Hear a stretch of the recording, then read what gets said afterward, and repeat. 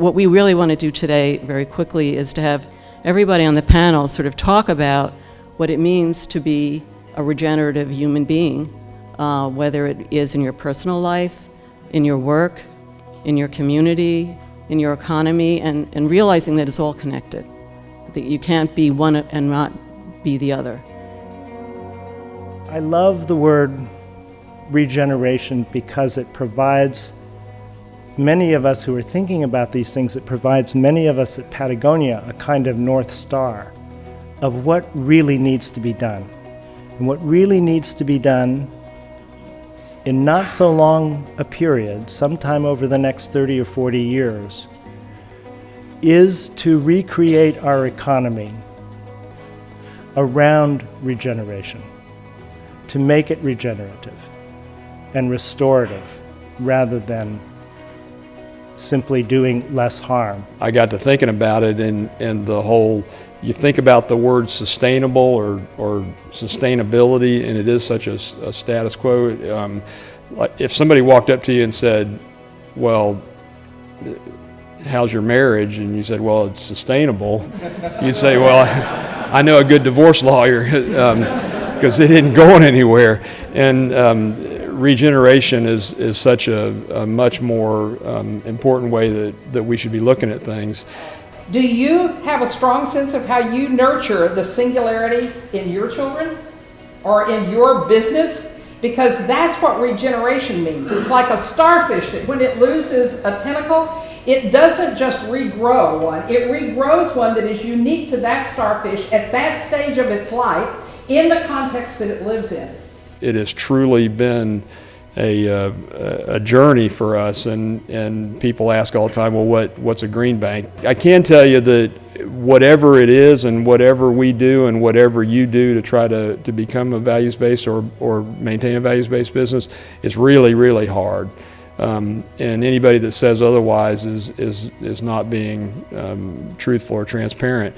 So regeneration is about going back to the DNA of the being of a critter or of a person or a community.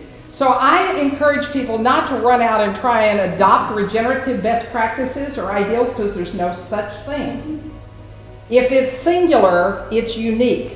And once you understand its pattern, you can figure out what are the ideals for that being, not for the unique, the generic being, but for your business. It is not a set of actions that are good or that are general ideas. It's about finding that DNA and making that what brings everything to life. We did just shy of 1 million watts of solar last year, all in Central Florida. And our dream is that somebody will drive into Central Florida and they'll say, where did all that solar on the roofs come from? And somebody will say, well, there's this cool little bank, that First Green Bank. I think it's a myth that social and environmental concerns are incompatible with strong financial goals. And often having defined social and environmental goals helps a business be more creative and innovative.